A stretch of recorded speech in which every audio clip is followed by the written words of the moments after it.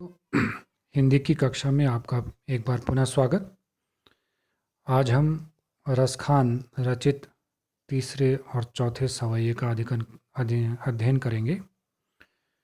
तो सबसे पहले तीसरा सवैया। मोर पखा सिर ऊपर राखी हों, गुंज की माल गरे पहिरोंगी। ओढ़ी पितंबर लय लकुटी, बन गोधन ग्वारनि संग फिरोंगी। भाव तो वो ही मेरो रस खानी, सो तेर कहे सब स्वांग करोंगी। या मुरली मुरली धर की अधरान, अधरान धरी अधरा न धरोंगी। शब्दार्थ देखते हैं। मोर पखा, मोर के पंख से बना मुकुट। सिर, सिर के ऊपर, ऊपर राखी हों रखूंगी। गुंज, गुंज यानी घुंघची, एक पौधे पर उगने वाला एक विशेष दाना। की माल, माला। गरें, गले में। पहिरोंगी, पहनूंगी। ओढ़ी, ओढ़कर। पीताम्बर, पीताम्बर पीला वस्त्र, श्री कृष्ण जो पीला वस्त्र धारण करते हैं। लय, लेकर। लकुटी, लाठी। बन, जंगल। गोधन, गायें। ग्वारनी, ग्वालों के। संग, साथ। फिरोंगी, घूमूंगी। भावतो, अच्छा लगता है। वो ही, वही। सो, इसलिए। वही, मेरो, मेरा। रस खानी, रस की खान। मेरा जो रसमय, रस से युक्त। और कवि रस खान भी, कवि का रस खान का नाम भी है, कवि रस खान। सो, इसलिए। तेरे, तेरे। कहे, कहने पर। सब, सारा। स्वांग, रूप या भेष धारण करना। करोंगी, करूंगी। या, जो। मुरली, बांसुरी। मुरलीधर, श्री कृष्ण। की, अधरान, होठों पर। धरी, रखी हुई। अधरा, होठों पर। न, नहीं। धरोंगी, रखूंगी। इस सवैये में कृष्ण के प्रति अनुराग रखने वाली एक गोपी अपनी सखी दूसरी गोपी से कह रही है कि हे सखी, वह कृष्ण से अत्यंत अनुराग करती है, अत्यंत प्रेम करती है। और कृष्णमय होने के लिए वह कृष्ण का रूप धारण करने के लिए तैयार है। इसलिए वो कहती है सखी से कि मोर पखा, मोर पखा सिर ऊपर राखी हों, कि हे सखी, मैं कृष्ण की तरह अपने सिर पर मोर पंखों से बना हुआ मुकुट धारण कर लूंगी। गुंज की माल गले, गुंज की माल गले पहनूंगी, और अपने गले में गुंजों की माला भी पहन लूंगी, जैसे कि श्री कृष्ण धारण करते हैं। ओढ़ी पीताम्बर लय लकुटी, बन गोधन ग्वारनी संग फिरोंगी। तो कृष्ण का रूप धारण करने के लिए मैं पीले वस्त्र भी धारण कर लूंगी, पीताम्बर भी पहन लूंगी, और अपने हाथों में लाठी लेकर गायों और ग्वालों के साथ जंगल में घूम लूंगी, जंगल में भी घूम लूंगी। जैसे कृष्ण गाय चराने के लिए ग्वाल वालों के साथ जंगल जाते हैं, वैसे ही मैं भी जंगल में घूम लूंगी। भाव तो वो ही मेरो रस खानी, कहता वो मेरा रस खान है कृष्ण, वो मेरे रस की खान है, आनंद की खान है। वो मुझे क्या लगता है, मेरे मन को बहुत अच्छा लगता है। सो, इसलिए तेरे कहे सब स्वांग करूंगी, तेरे कहने पर मैं कृष्ण का सारा रूप क्या कर लूंगी, धारण कर लूंगी। लेकिन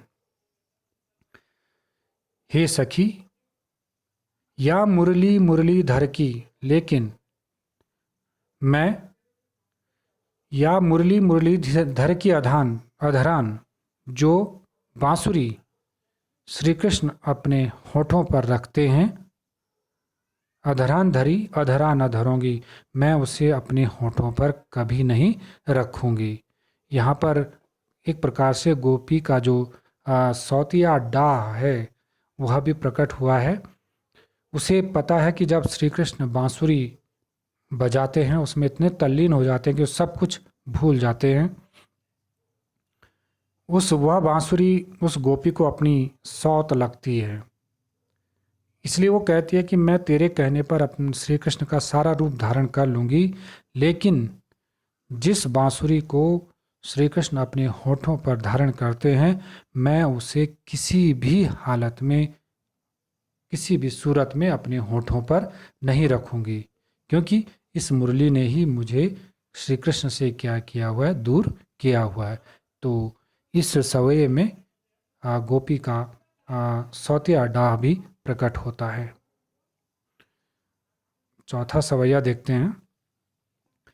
काननि दय अंगुरी रहिबो जबहि मुरली धुनिमंद बजय हैं, मोहनी तानन सौ रस खानी अटा चढ़ी गोधन गए है तो गए है, तेरी कहो सिगरे ब्रज लोगनि काल ही को कितनो समझे हैं, माई री वा मुख की मुस्कानी सम्हारी न जय हैं न जय हैं न जय हैं। शब्दार्थ देखते हैं। काननी कानों में, दय देकर, अंगुरी अंगुली, रहिबो रहूंगी, जबहि जब भी, मुरली बांसुरी, धुनि धुन या स्वर या ध्वनि, मंद धीमे धीरे, बजय हैं बजाता है, मोहनी मोहित करने वाली आकर्षक, तानन तान जो सुर, जो बांसुरी की जो तान होती है, तानन तानों, सौ से, अटा अट्टालिका महल, चढ़ी चढ़कर, गोधन ये गोधन एक लोकगीत है,